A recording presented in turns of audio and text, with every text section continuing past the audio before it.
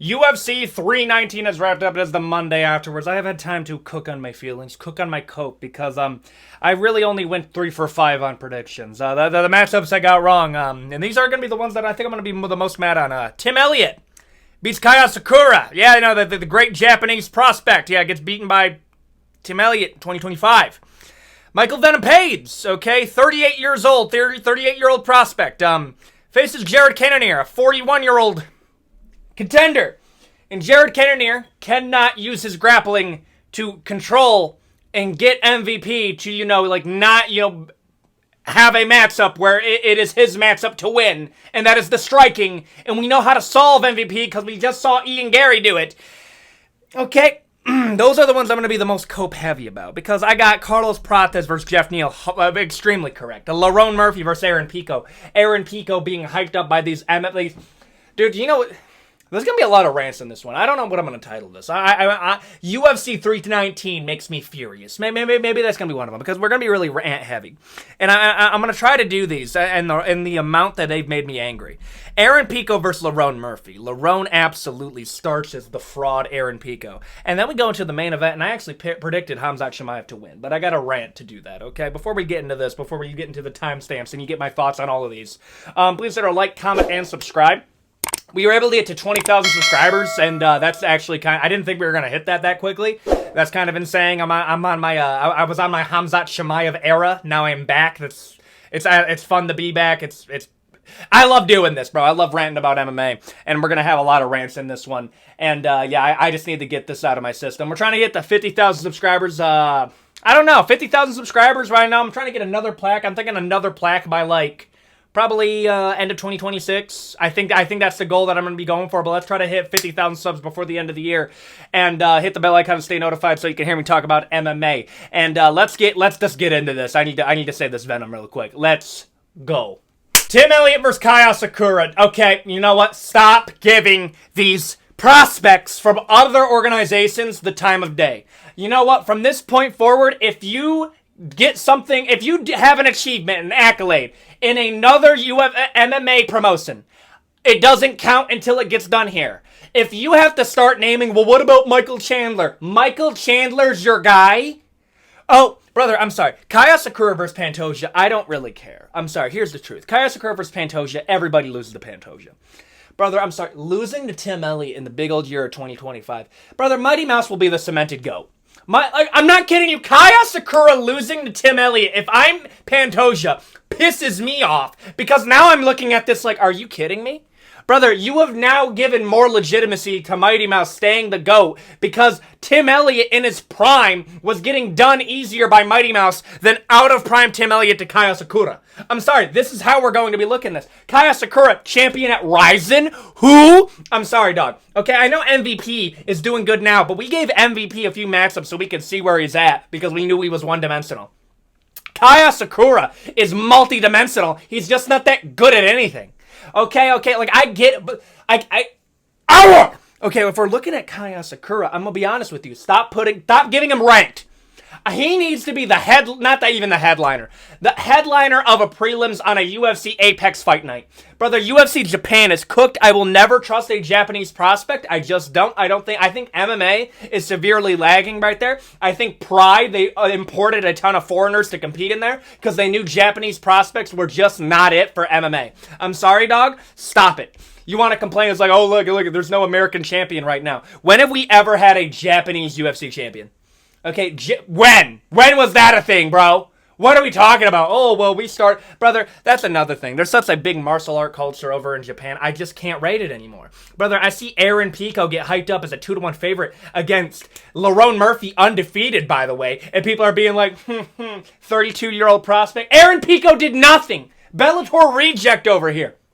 Stop giving these guys the opportunity to get a name. And I get it, bro. It's a win-win for the UFC. If they bring him in, they're putting him up against a snoozer, and that way they can market somebody new on a really, really low contract, because I guarantee you, Asakura, Aaron Pico, all accepted really bad contracts to get into the UFC so they can get a ranked guy, and if they lose, it makes every other organization look bad, and if they win, they can get rid of Lerone Murphy or anybody else. I get it. That's what they're trying to do. But oh my goodness, dog, it is an insult to the sport of MMA that we pretend like these guys are anywhere near the same level of the UFC. Oh, well, you're a UFC fan, not an MMA fan. Brother, every other MMA organization is completely and utterly irrelevant. This is coming from a ONE FC fan. It is irrelevant to actually discussing the sport of MMA. The best people fight in the UFC. I don't care if they're boring or not. The best people compete here. Kai Asakura's next matchup needs to be the headliner of a prelims of a fight night. Tim Elliott. Brother... Oh, Kai Asakura was sick. Brother, Tim Elliott was fighting demons this entire camp. Go look down that rabbit hole, dude. Get out of my face. Kai Asakura, stop giving all of these guys opportunities. I'll roast Aaron Pico even more. But, Jared Cannonier gets absolutely schooled by Michael Venom Pates. Okay, this is what we gotta see here. I predicted Jared Cannonier, and I predicted Jared Cannonier because I like to think that a guy who's been able to get takedowns at middleweight, when put up against somebody that has proven that he doesn't have the best takedown defense. Well, he learned some. He's 38 years old. There's only a certain amount that you can improve, okay? That's the truth. I don't think MVP is now this crazy grappling threat anymore. Do you think MVP is going to be able to defend the takedowns of a Robert Whittaker or a Khamzat Chimaev or anybody that can actually impose their grappling? No, I don't think that's going to be the case. I thought Jared Cannonier was going to have the ability to take down Michael Venom Pates, and to watch him struggle to the point that the only time he was able to secure any level of top position was when Michael Venom Pates literally tripped over. And I'm seeing Michael Venom Pates pitter-patter and point fight his way as I'm hearing Joe Rogan say something like, "Oh, you see, this is what the UFC has not seen before. This!" Brother, I'm sorry. We're getting to the point where if I listen to Joe Rogan, striking now becomes boring. Striking becomes boring. I'm sorry. These takes are not like even the hardcore takes. These are the takes that make the UFC unfucking marketable. And I like MVP. I think MVP's cool. I'm more salty about it because I'm seeing Jared Cannonier, okay, at the ripe age of 41 years old, has a win over key prospects in that division. It's like Anthony Hernandez beating Roman Dolidze, and now everybody who had trouble with Roman Dolidze looks significantly worse in hindsight. Brother, I picked Jared Cannonier because I would like to think that Jared Cannonier was like, would have the IQ to get these takedowns. But no, Michael Venom Pates just was able to get a pretty easy one-sided decision win, and MVP wins. And this is going to play into a wider point.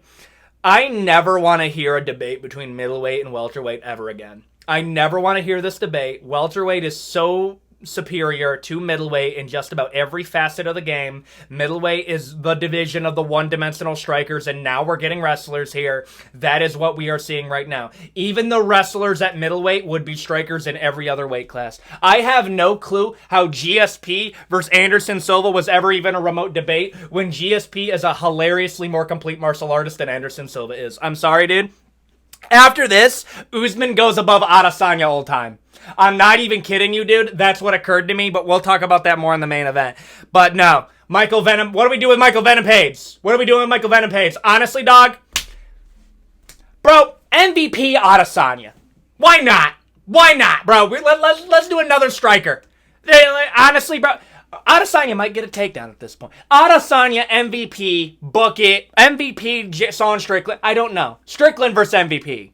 I'm sorry, we got Barajo, Imavov booked up. Rainer de Ritter's right over there. You can do Rainer de Ritter versus Adesanya if you want. And then do Strickland MVP or MVP Adesanya. Book that up now. Carlos Prates KOs Jeff Neal. Now understand this, bro. The fighting nerds are coming back, okay? Now understand this. I don't think we do a Carlos Prates Ian Gary, and I'm not going to talk about this one a ton because although this is a good main card performance, there's not a whole lot that I can do with Carlos Prates because everybody's more or less kind of booked up. Shavkat Rakhmonov nearly had a family tragedy. Ian Gary's waiting for somebody. Sean Brady's calling for somebody. We don't know if it's Ian Gary or Shavkat Rakhmonov.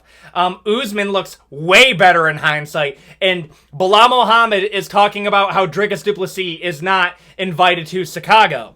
So, let's play matchmaker really quick. Bilal Muhammad goes up against Kamaru Usman. Book that. Makhachev versus JDM in November. Book that. In the meantime, do a Sean Brady, Ian Gary. Book that. And if Shavkat Rakhmonov's not in the conversation, okay, I'm sorry, bro, but we can't wait for you anymore. We're going to do Carlos Prates, Joaquin Buckley before the end of the year. I want to do Joaquin Buckley versus Ian Gary. But I'm not going to be able to do that because Ian Gary, as much as it hurts me, is in a conversation above everybody else right now, aside from Sean Brady. Leon Edwards is going up against Morales. All of them are booked up. Carlos Prates, Joaquin Buckley.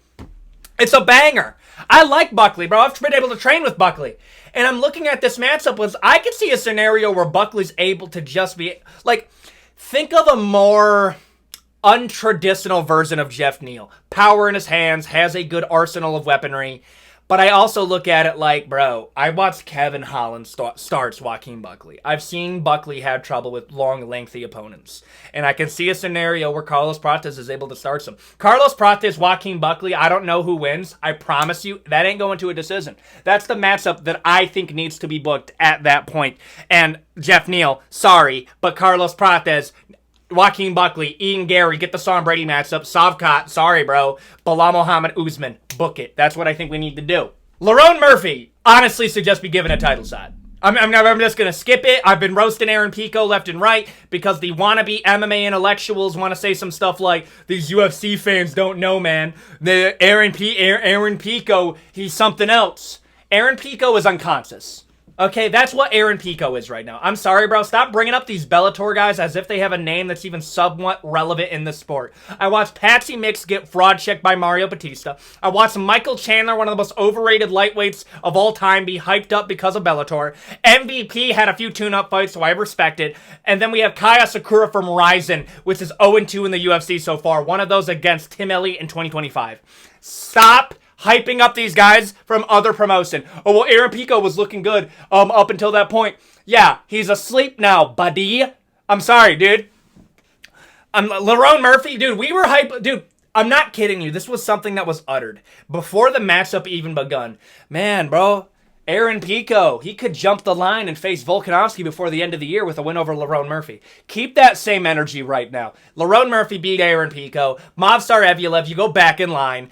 If Gene Silva beats Diego Lopez, Gene Silva goes above you. Movsar, sorry, you pulled out of this matchup against Aaron Pico? Okay, let's book you against Patricio Pitbull. Movsar Evloev, Yair Rodriguez. And God forbids, if we just do Movsar Evloev versus Volkanovski, Lerone Murphy gets a matchup against Yair Rodriguez. Yair does not get that title shot over a win over Patricio Pitbull. Movsar Evloev deserves, I don't know what he deserves. If we're going to do the title shot, do the title shot because I think Volk beats him. I think Lerone doesn't beat Movsar Evloev. You either do Lerone Murphy, Volkanovski, Movsar Evloev, Volkanovski, and keep Yair Rodriguez in a matchup that he has to prove himself. Aaron Peak, stop hyping up these Bellator guys. Their names mean nothing. They don't mean anything anymore. Stop it. Give Lerone Murphy a title shot or give it to Movsar Evloev. I need this moving now. Gene Silva versus Diego Lopez is happening soon. And if Gene Silva beats Diego, now you have Gene Silva, Movsar Evloev, and Lerone Murphy. Give us something now, bro. Get out of here. And finally, our main event, Khamzat Chimaev absolutely dominates Dricus du Plessis.